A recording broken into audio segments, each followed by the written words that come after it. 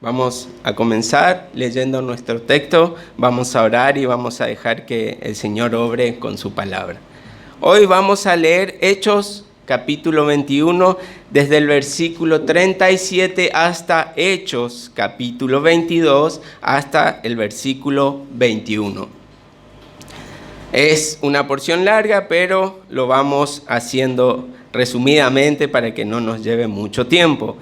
Comenzamos 37, dice: cuando comenzaron a meter a Pablo en la fortaleza, dijo al tribuno: ¿se me permite decir algo? Y él dijo: ¿sabes griego? ¿No eres tú aquel egipcio que me levantó una sedición antes de estos días y sacó al desierto los 4,000 sicarios? Entonces Pablo dijo: yo de cierto soy hombre judío de Tarso, ciudadano de una ciudad no insignificante de Cilicia, pero te ruego que me permitas hablar al pueblo. Cuando él se lo permitió, Pablo, estando en pie en las gradas, hizo señal con la mano al pueblo. Y hecho gran silencio, habló en lengua hebrea, diciendo: varones, hermanos y padres, oíd ahora mi defensa ante vosotros. Y al oír que les hablaba en lengua hebrea, guardaron más silencio.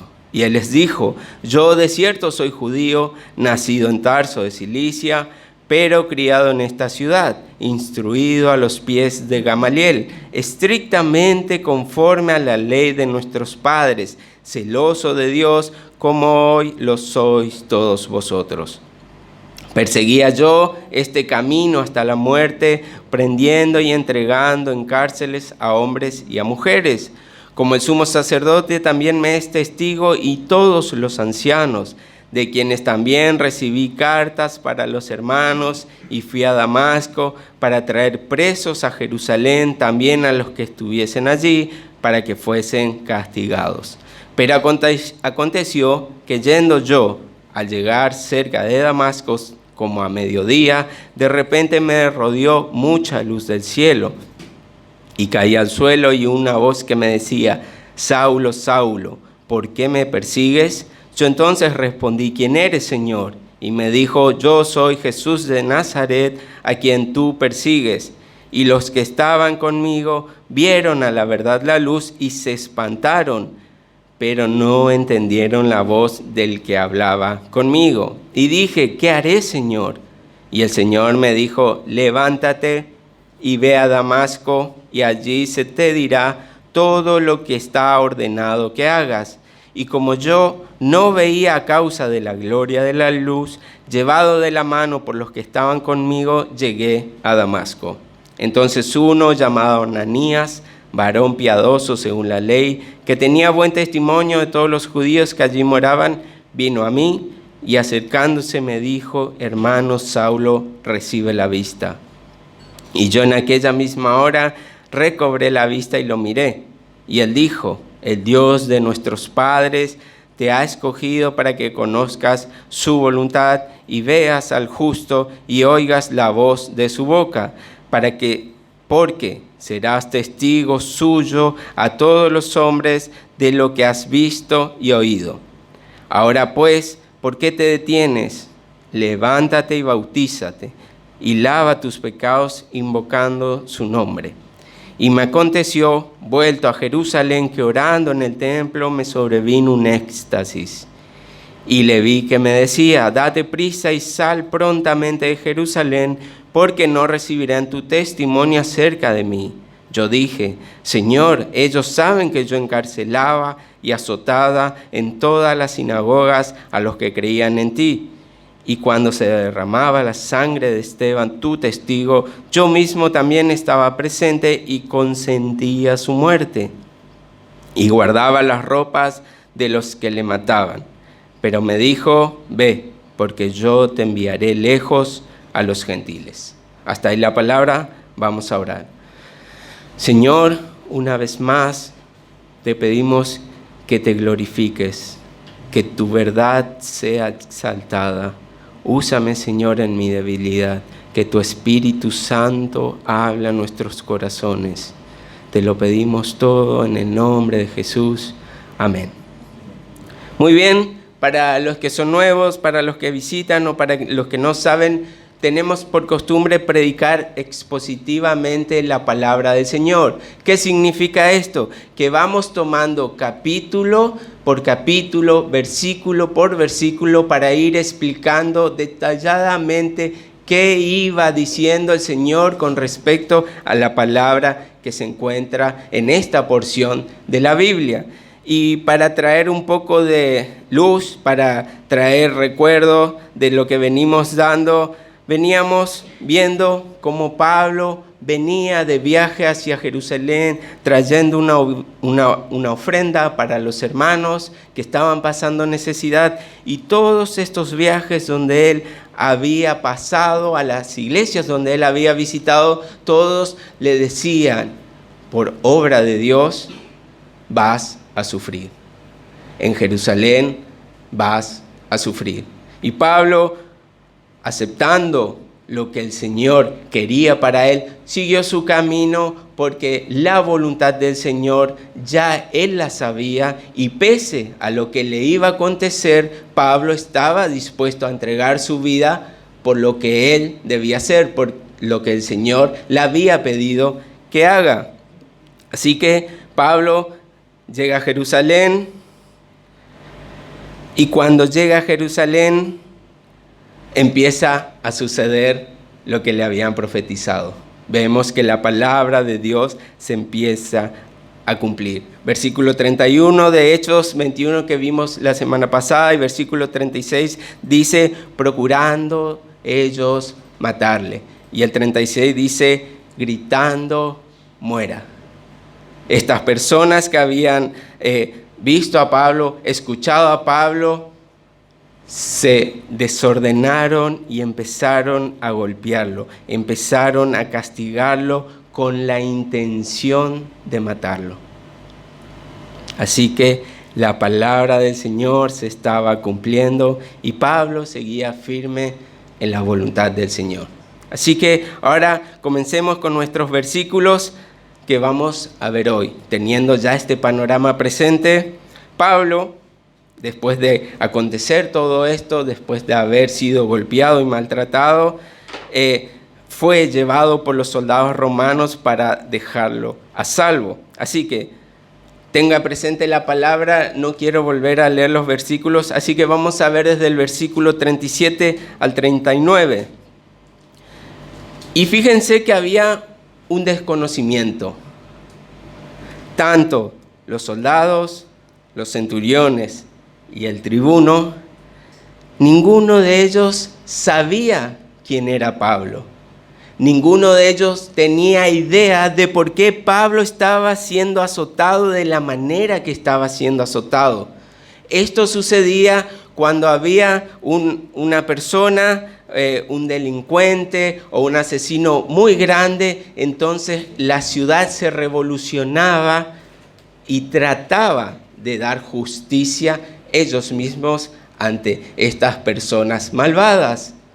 Y Pablo, sabemos que no había hecho nada malo más que predicar el evangelio, más que seguir la voluntad del Señor, pero estos hombres no sabían. Ellos simplemente intervinieron en la turba, lo separaron de todos aquellos que querían matarlo y lo llevaron aparte para ponerlo en un lugar seguro, seguramente en una prisión, en una fortaleza donde ellos habían decidido. Y fíjense que para separar de la multitud seguramente había más de 200 soldados, porque habla de que habían 2 centuriones y cada centurión tenía a cargo 100 personas. Por eso la palabra centurión, de 100, ¿sí? Así que separaron a Pablo. Pablo llega a este lugar donde lo tenían para resguardarlo, para aprisionarlo, y no sabían quién era. Pablo pide la palabra al tribuno, al encargado, al líder de ese lugar, y este sorprendido le dice: ¿hablas griego? No lo conocían. Ellos pensaban que era un personaje famoso en ese momento que le decían el egipcio. El egipcio fue un falso profeta que había sacado al desierto, al monte de los olivos, y había profetizado que bajo su cargo y su poder los muros de Jerusalén iban a caer y que así iba a huir el ejército romano que estaba en Jerusalén. Casi lo que esperaban de su Mesías el pueblo judío. En este mismo lugar se encontraban 4,000 personas, 4,000 sicarios que eran asesinos. Dicen que estos sicarios poseían dagas y su manera de actuar era entrar entre la multitud a pleno día y acuchillaban a sus víctimas y huían del lugar. Realmente macabro. Pero dicen algunos historiadores que se aproxima que 30,000 personas seguían a este hombre. En este momento donde ellos salen al desierto, donde están en el Monte de los Olivos, el ejército romano sale, los ataca y los vence. Muchos de ellos logran escaparse y así también este personaje, el egipcio. Por eso, al ver esto que ocurría en ese lugar, donde todos estaban maltratando a este hombre, pensaron: este debe ser el egipcio. Realmente un hombre malvado necesitaría un castigo así. Y se sorprenden al ver y enterarse que no era Pablo ese egipcio. Por eso Pablo se presenta y detalla de dónde era él, su procedencia, de Cilicia, era griego, judío, romano. Y así ellos entienden que no estaban hablando de este malhechor. Sí, Pablo se defendió. Ahora continuamos, desde el versículo 40 hasta el versículo 5. Y antes de empezar a desglosar, ¿no?, estos versículos, quería dejar en claro una cosa. Todos entendemos hasta este momento que Pablo era llamado a predicar a los gentiles, a todos aquellos que no pertenecían al pueblo judío. Pero esto no desacreditaba o no excluía que él también podía predicar a los judíos. Si bien su llamado era a los gentiles, todos nosotros como cristianos, y Pablo debía predicarles a todos. ¿Sí? Fíjense, lo podemos ver en Hechos 9:15. Este es otro pasaje donde cuenta él su conversión y todo esto, y dice: el Señor le dijo: ve, porque instrumento escogido me es este para llevar mi nombre en presencia de los gentiles, esto le está diciendo a Ananías, de reyes y de los hijos de Israel. Prácticamente a todos.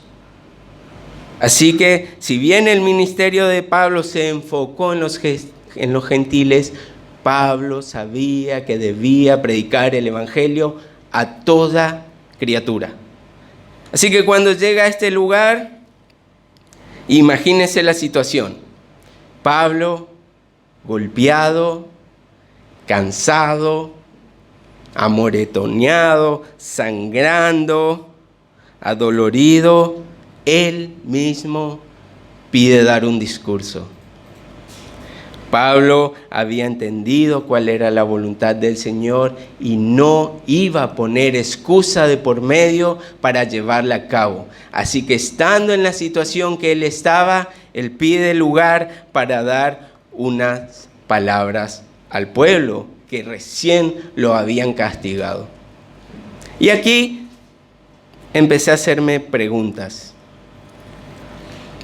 El texto me llevaba a preguntarme, y es una pregunta que la quiero compartir: ¿qué nos frena a hacer la voluntad del Señor? Y si venimos entendiendo lo que estamos exponiendo, lo que la palabra del Señor nos dice, creo que no quedaría excusa válida en nosotros al ver este panorama. No podemos decir: bueno, estaba cansado, bueno, tenía algunas ocupaciones, no tenía ganas o había cosas más importantes. Pablo estaba dejando su vida para cumplir la voluntad del Señor. Y esto nos da la respuesta y una lección para nosotros mismos. Así que nuevamente, ¿qué nos frena a hacer la voluntad del Señor? Y pensaba, ya que no tenemos excusas, o a lo mejor usted sí se puede excusar con algo. Yo me imaginaba el día que estemos ante el Señor, el día que estemos ante el trono del Señor para ser juzgados y que podamos ver entre la multitud a Pablo. Y que el Señor nos diga, ¿qué excusa tienes? ¿O por qué no hiciste mi voluntad? Y podamos ver entre la multitud a Pablo y sintamos vergüenza porque entendemos que Pablo y todos los discípulos y los hijos del Señor que estén en ese lugar dejaron su vida para hacerlo. Y si siquiera esto no nos alcanzara, si creyéramos todavía que tenemos alguna excusa válida, a la diestra estaría Jesús y podríamos ver sus huecos y su costado, que Él también lo ha sacrificado todo para salvación de cada uno de nosotros. Así que para llevar y hacer la voluntad del Señor no hay excusas. Debemos realmente analizarnos y debemos entender qué debemos dejar de lado, qué debemos cambiar para que realmente el Señor y su voluntad sea nuestra prioridad. Así que bueno, Pablo comienza a dar sus discursos y dice que las personas guardaron silencio porque él hizo señas y les dijo, bueno, no sé si alguien habrá alcanzado a decir algo, y ellos entendieron que Pablo iba a decir algo y guardaron silencio. Y Pablo empieza a hablarles en su idioma, en hebreo, dice, en arameo, que era el idioma que la región donde estaban estas personas manejaban, y se asombran aún más y guardan aún más silencio para ver qué estaba por decir este hombre a quien casi acaban por matarlo. Y él empieza a decir, yo soy judío, fariseos entre fariseos, dicen otros pasajes, se había formado con Gamaliel. Gamaliel era el maestro más reconocido en esos tiempos. Si usted se quiere dar una idea, pues sería decir algo como, yo estudié en Harvard y me gradué con honores. Esto estaba dando a entender Pablo. Él se había capacitado con el mejor maestro que podía haber en esos días. Pablo se estaba identificando con ellos. Pablo estaba reconociendo que él estuvo en ese lugar, que él era judío y que él había llevado a cabo cosas en nombre del Señor. Entre líneas, casi que Pablo le está diciendo, yo también era un fanático religioso. Yo estaba dispuesto a darlo todo y hacer todo lo posible por la obra del Señor. Pero entendemos que ellos y Pablo, antes de su conversión, no estaban haciendo la voluntad del Señor. Así que Pablo nos está dejando entrever nuevamente que se está refiriendo a estos fanáticos, a fanáticos religiosos, tanto estas personas como hoy en día tantos fanáticos que podemos reconocer. Pablo estaba diciendo, yo estuve en ese lugar. Yo era de los fanáticos el más fanático. Yo me capacité con el mejor. Yo pensaba que servía al Señor. Y saben, fíjense que su conducta era tal, su fanatismo era tal, que cuando el Señor pide a Ananías que vaya a orar por Pablo, que vaya a darle palabra a Pablo, él teme. Y él dice, este es el que persigue a los cristianos y los encarcela. Él tiene permiso, él tiene autoridad. ¿A él le tengo que hablar? Y el Señor le dice, sí, anda.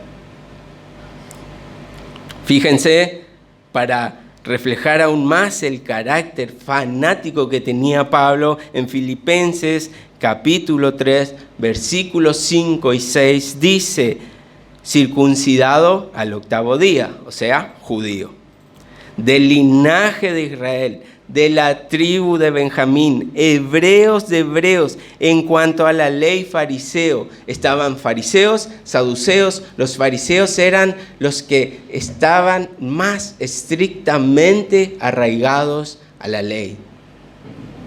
En cuanto al celo perseguidor de la iglesia, en cuanto a la justicia de la ley, hallado irreprensible. Él era el líder de los fanáticos. No había alguien más fanático que él. Él estaba diciendo, realmente yo estaba perdido, realmente yo estaba cegado a un punto aún más hundido y grave que todos ustedes pueden estar en ese momento. Pero claro, no lo estaba diciendo de esta manera porque aquellos que intentaron matarle realmente iban a lograr su cometido en este momento. Así que Pablo está dejando ver esto entre líneas.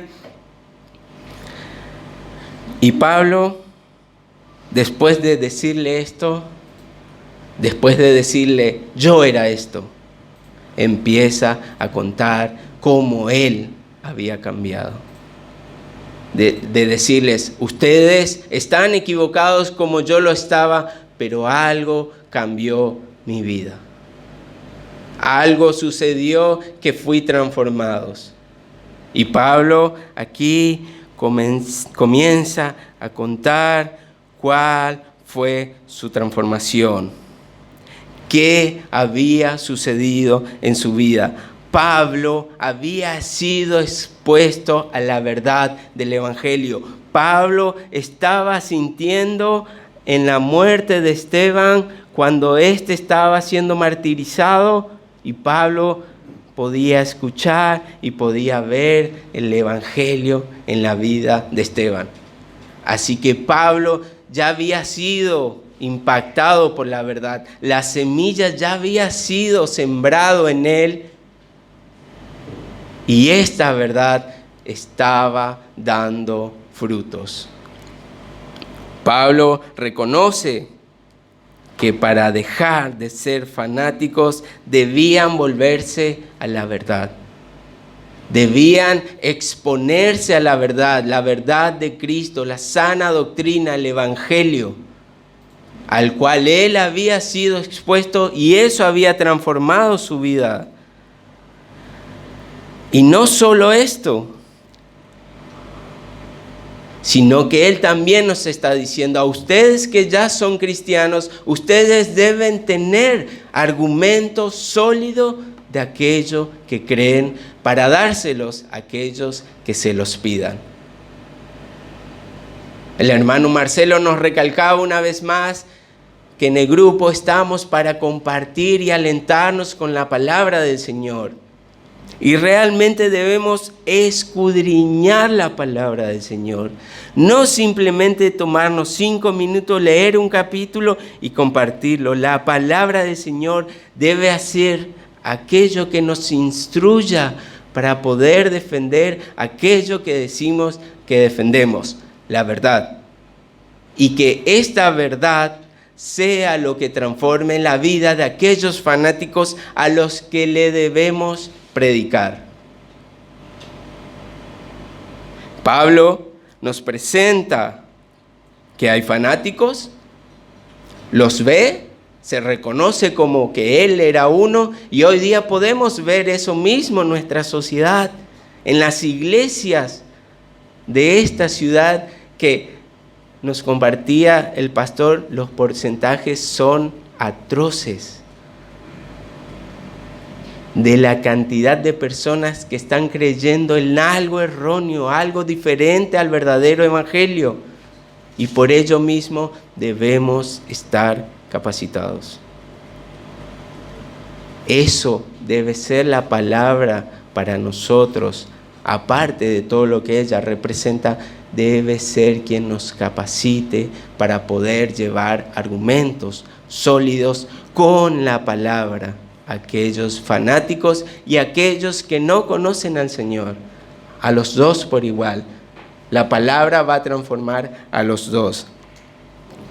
Así que, después de esto, y después de entender que debemos predicar con amor, con misericordia, con paciencia, no para ganar debates, peleas, discusiones, sino para hacer entender la verdad, me surgía otra pregunta. Y me decía, me estoy preparando para dar razón de mi fe a aquellos que creen que siguen a Cristo. Y si usted ha tenido la posibilidad de compartir el Evangelio con alguna persona que nunca antes había escuchado, usted podría estar de acuerdo conmigo en decir que es fácil, porque el Evangelio lo sabemos y es muy fácil explicarlo a cualquier persona.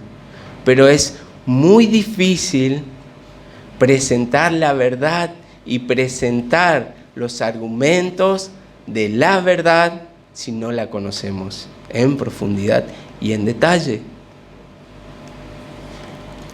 Fíjense, Romanos 10:14. ¿Cómo pues invocarán a aquel en quien no han creído? ¿Y cómo creerán en aquel de quien no han oído? ¿Y cómo irán sin haber quien les predique? Y esto es un llamado de atención para nosotros. Las personas pueden creer en Cristo, pero ¿qué si nadie le predica de Cristo?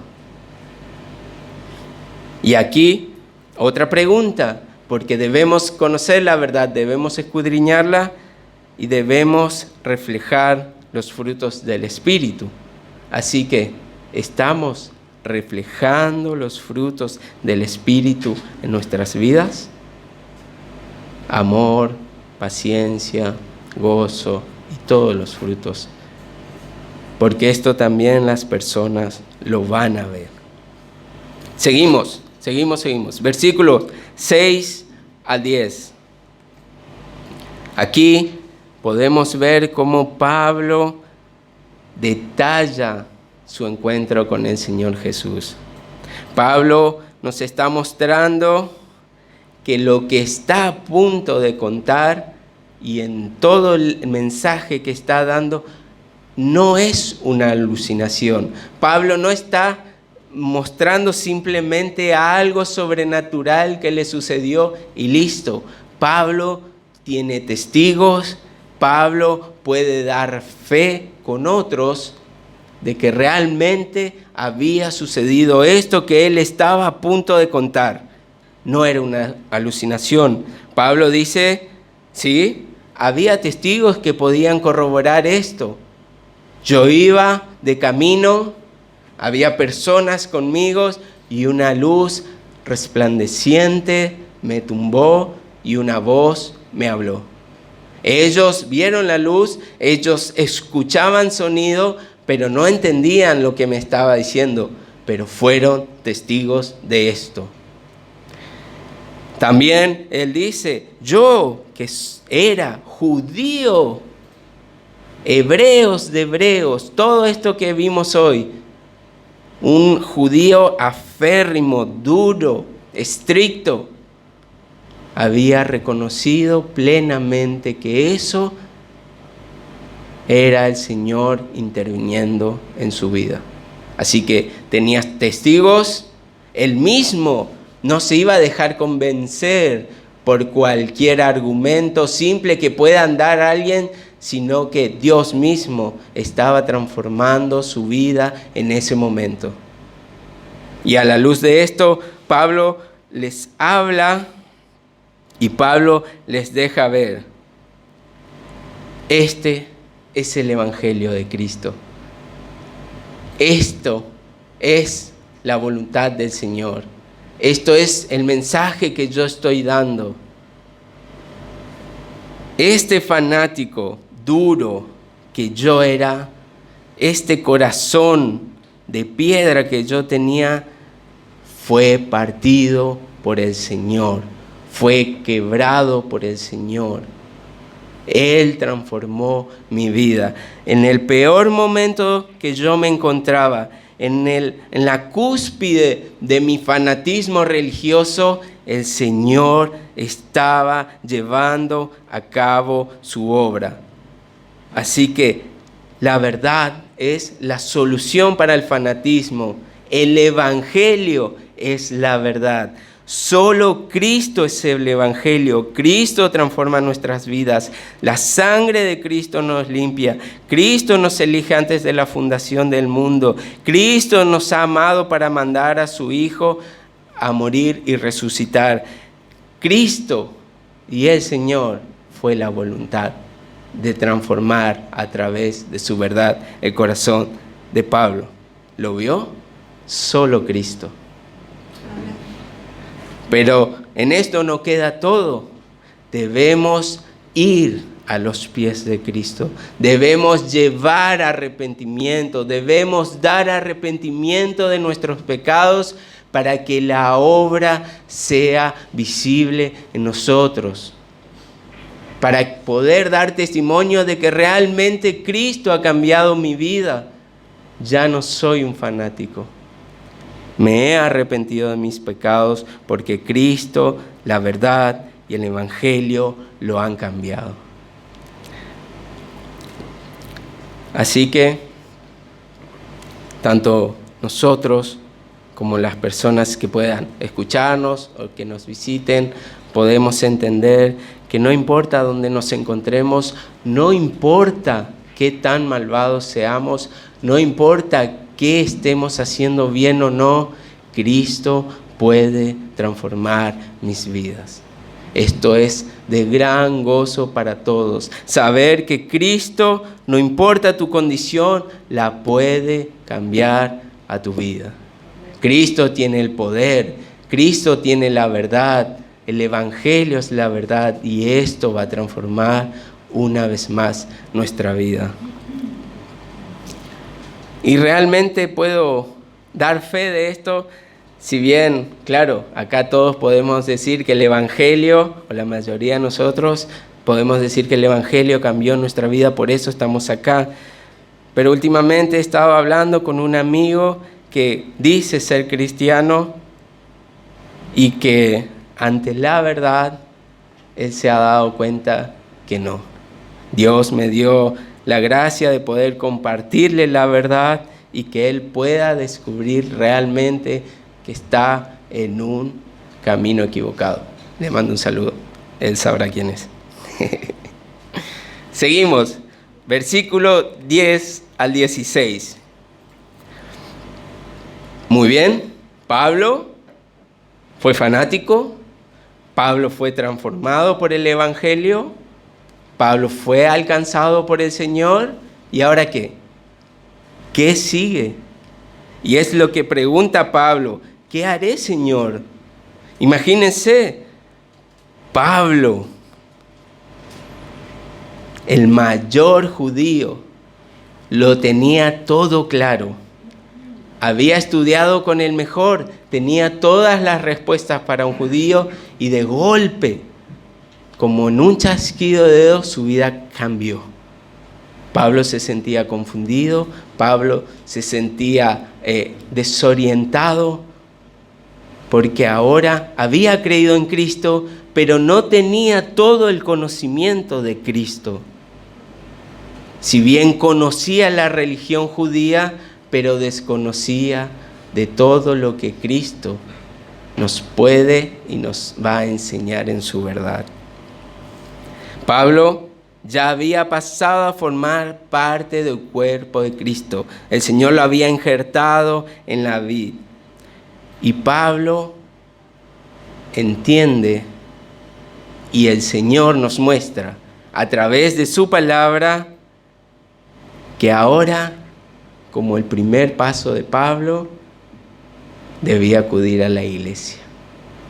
Pablo ahora necesitaba a los hermanos. Dice que él estaba postrado, tirado por la resplandeciente luz y había quedado ciego y tuvo que ser guiados por otros para llegar ante Ananías. ¿Lo ve? La iglesia levantando al hermano débil. La iglesia acompañando en el camino a aquel que todavía no lo puede ver con claridad. Pablo, que había tenido una visión sobrenatural, que tuvo testigos, Pablo estaba diciendo, después de escuchar al Señor, necesité de los hermanos. No solo para que me guíen, sino para pedir consejos. ¿Y ahora qué debo hacer?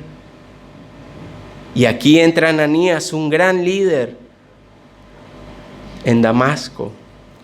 Y aquí también podemos ver la función de nuestro pastor y del pastor en todas las iglesias. Ahora nuestro pastor o el pastor va a ser el que nos deba guiar en la palabra, nos deba guiar en la verdad, nos deba decir a través de ella qué debemos hacer. Pablo se había equivocado por seguir sus ideales, sus creencias, sus deseos. Ahora su vida debía encaminarse con respecto a la palabra del Señor. Y Pablo buscaba esto en hermanos maduros, en líderes, en pastores que los puedan guiar en la verdad. Así que no solo necesitamos este conocimiento para predicar, sino que también necesitamos de esto para alentar al hermano, para exhortarlo, para levantarlo, para guiarlo, para ayudarlo a crecer en el conocimiento de Dios. Así que Pablo y el Señor nos está dejando ver que la justificación, la salvación es algo instantáneo. Una luz, el Señor hablando a Pablo y Pablo había sido convertido. Pero ahora Pablo entendía y necesitaba y debía crecer en el conocimiento de la palabra, en el conocimiento de la voluntad del Señor, que es lo que venimos a hacer todos los domingos, los miércoles, a seguir aprendiendo. Por eso debemos congregarnos, porque entendemos que mi hermano que se instruye en la palabra nos va a guiar en la palabra. En los momentos donde estemos débiles, que no podamos ver y entender la verdad con claridad, allí están los hermanos para ayudarnos. Allí están los hermanos para mostrarnos el camino. Así que por eso vemos en la vida de Pablo, en todos los capítulos anteriores, que Pablo donde llegaba buscaba a los hermanos, buscaba a la iglesia para ser edificado. Y también creemos y lo decimos que por esto no existen aquellos llaneros solitarios, aquellas personas que simplemente tienen su relación con el Señor en su casa, que allí oran, que allí alaban, que allí comparten una santa cena entre ellos. No sé cómo lo harían, pero nos está dejando ver que esto no es así. Y seguir conductas erróneas nos va a llevar a dar frutos erróneos. Así que esto es la verdad.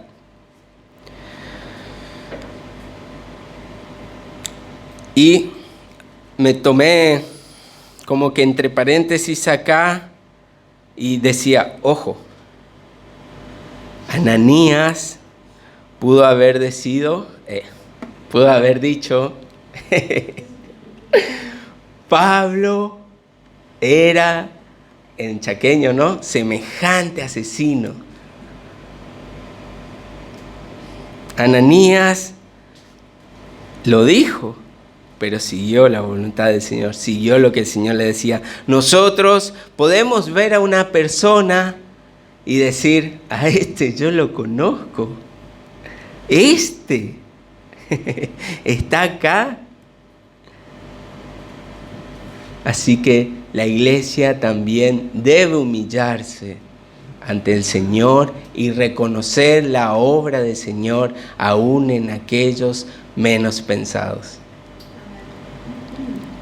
Bueno, no está Vero, pero Vero me conocía desde mucho antes que llegue a la iglesia, así que ella lo entendería. Así que Pablo se sentía acompañado. Pablo estaba acudiendo a la iglesia. Seguimos, versículo 17 al 21 y terminamos. Luego de que Pablo dio el discurso, se presentó como un fanático, dio la respuesta para la transformación de estas personas, Pablo va y sigue la voluntad del Señor. Se presenta con Ananías, Ananías le dice qué hacer, Ananías ora por él, Pablo recobra la vista. ¿Y qué es lo primero que nos dice que hace Pablo en el versículo 17? Y me aconteció, vuelto a Jerusalén, que orando en el templo.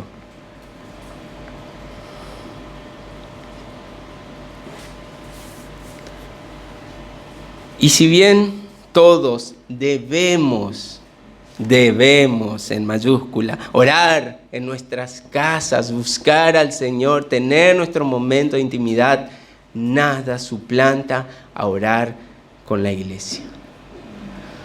Pablo tenía horas de convertido y Pablo ya lo entendía. Debía orar en la iglesia. Debía estar con los hermanos. Debía compartir con los hermanos. Por eso insistimos y anhelamos que todos puedan estar los miércoles en este lugar para orar juntos. Porque es la voluntad del Señor, es lo que el Señor nos pide, es para edificarnos, es para ayudarnos, es para amarnos en nuestros momentos difíciles. Nos separamos, nos reunimos en grupo, nos comentamos nuestros problemas, nuestras aflicciones y oramos por ello. Pablo nos está diciendo, esta es la voluntad del Señor y esto es lo que hacemos, por eso los invitamos siempre y les recordamos, y si usted puede, debería venir para orar junto a la iglesia. Y justamente en este momento, donde Pablo estaba reunido con la iglesia orando, el Señor le habló. Dice que tuvo un éxtasis y el Señor le habló. Así que imagínense cuán importante es esto. ¿Dónde el Señor es más propenso que le hable? En la iglesia, con sus hermanos. Porque donde están 2 o 3 reunidos en mi nombre, allí estoy yo en medio. El Señor está aquí cuando nos reunimos. El Señor está aquí cuando oramos. Y el Señor es fiel y poderoso, y el Señor es misericordioso para responder nuestras oraciones. Así que nos deja ver este punto maravilloso. Realmente tenemos que tener esto en cuenta. Podemos ver y notar que el crecimiento en el conocimiento y en la vida espiritual de los hermanos es aumentada por estas cosas que el Señor nos manda hacer. Porque el Señor todo lo que nos pide para nuestro bien. Nos hace para que nosotros crezcamos y podamos crecer en este conocimiento. Pero fíjense, como decíamos, la salvación instantánea, un chasquido y nuestro corazón ha sido transformado. Hemos pasado de vida a muerte por el poder del Señor, obrando con su verdad, con su evangelio. Pero Pablo empieza a debatir con el Señor. El Señor le dice, vete de Jerusalén. Y Pablo le dice, no, pero mi testimonio, poderoso, yo los convierto a todos los hermanos hablando de mí nomás, Señor. No, le dice el Señor, andate. Ellos no van a escuchar tu testimonio. ¿Saben? Y esto es el rezago o esto es la carnalidad que florece en nosotros. Este es nuestro pecado queriendo salir afuera, tratando de enseñarle o mostrarle al Señor que es mejor. ¡Qué insolencia! Nosotros enseñándole a Dios, nosotros diciéndole a Dios que es mejor, cuando el Señor ya nos ha dicho todo en su palabra y que esto es perfecto. Nada más debe ser agregado. Tenemos la palabra, debemos obedecerla pese a lo que nos parezca, pese a nuestros deseos. Y estamos viendo que en una persona como Pablo, un convertido, reconocido hermano, estaba luchando con ese rezago de fanático que quedaba en su corazón. Por eso muchos de nosotros nos cuesta poner en práctica todo el conocimiento, porque esto es algo que vamos a ir creciendo toda nuestra vida. La santidad y el conocimiento en la voluntad del Señor es algo en lo que vamos a ir creciendo día a día. Y nuevamente lo hacemos con la iglesia, con la palabra, con la oración. Así que debemos seguir acompañándonos con la verdad. Debemos seguir escudriñando la verdad para ser transformados nuestra conducta y pensar cosas como me han dicho, bueno, yo entendí que con la pandemia ahora me puedo congregar virtualmente. Ya no hace falta que vaya a la iglesia. El Señor dice, sin dejar de congregarse. Mi carnalidad fluyendo. Otros pueden decir, bueno, no hace falta que vaya todos los domingos, sin dejar de congregarse. El Señor no va a cambiar. Bueno, no hace falta que estudie tanto las palabras, con que lea el capítulo del devocional que tenemos como iglesia, ya es suficiente. Total, ya conozco toda la Biblia, sé lo que dice. No, la verdad del Señor. Bueno, este pecado no es tan grave, el hermano, lo que hizo. Entonces yo no estoy tan mal. Y me pongo en un pedestal arriba del hermano pensando que mi pecado no es tan grave. Y la palabra nos lleva a ver que todo pecado es aborrecible por el Señor. Todo, todos. Entonces, nuestra carne, nuestros deseos van a empezar a combatir con la verdad. Y por eso debemos aferrarnos a ella cada día más, para que no seamos movidos y llevados por vientos de doctrinas, diferentes doctrinas a la sana doctrina. Así que, como decíamos, el conocimiento de la palabra del Señor es para transformarnos a nosotros, a nuestra conducta, ayudar a transformar a otros, no para pelear, no para discutir, no para ponernos en un pedestal porque sabemos más que otro. La sana doctrina, la voluntad del Señor, no es un conocimiento, es nuestra vida. Así que, para terminar, para cerrar, podemos ver, Pablo era un fanático. Cristo lo transformó, lo instruyó con la verdad en la iglesia, junto a sus hermanos, con la verdad.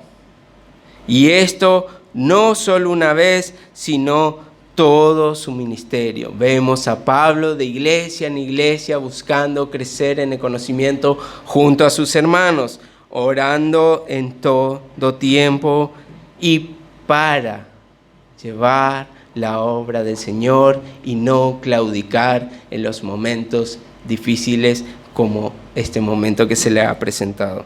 Así que esto es lo que debemos hacer, esto es lo que debemos buscar. El Señor nos deja ver esto a través de su palabra. Oremos y pidamos al Señor que podamos llevarlo a cabo. Señor, una vez más tu palabra ha sido predicada, tu verdad ha sido expuesta. Úsala, Señor, para transformar una vez más nuestros corazones, nuestras vidas. Úsalo una vez más para cambiarnos. Úsalo para mostrarnos cuál es tu voluntad, para que nos apartemos de la mentira, del pecado, de nuestros deseos, para llevar a cabo los tuyos, Señor. Ayúdanos a cada uno de nosotros a escudriñar tu palabra y que esto sea de ayuda para todos aquellos que están en debilidad. Que tú nos puedas usar para fortalecer al hermano débil y que tú nos fortalezcas con los hermanos cuando estemos débiles. Entendemos y comprendemos que solo tu evangelio puede transformar nuestras vidas y de todos aquellos que están lejos de la verdad, lejos de tu camino. Ayúdanos a ser esos que llevan tu evangelio. Ayúdanos a ser esos capacitados para defender la verdad, para dar argumentos de nuestra fe, para que aquellos que se encuentran perdidos, muertos en sus delitos, en sus pecados, aquellos que están fanáticos en su religión, puedan ser transformados por tu poder, por tu verdad, por tu evangelio. Úsanos, Señor, una vez más. Queremos exaltar tu nombre, queremos glorificar tu nombre, queremos hacernos conforme a tu voluntad, queremos orar conforme a tu voluntad para que tú puedas responder nuestras oraciones. Queremos agradarte con nuestras vidas. Queremos dar frutos de tu Espíritu Santo en nuestras vidas. Queremos aprender a ser cada día más parecido a ti. Queremos crecer en santidad y alejarnos del pecado. Queremos crecer en el conocimiento de tu voluntad para ponerla por obra. Ayúdanos, Señor. Tú sabes que somos débiles, pecadores. Ayúdanos, Señor. Te lo pedimos en el nombre de Jesús. Amén.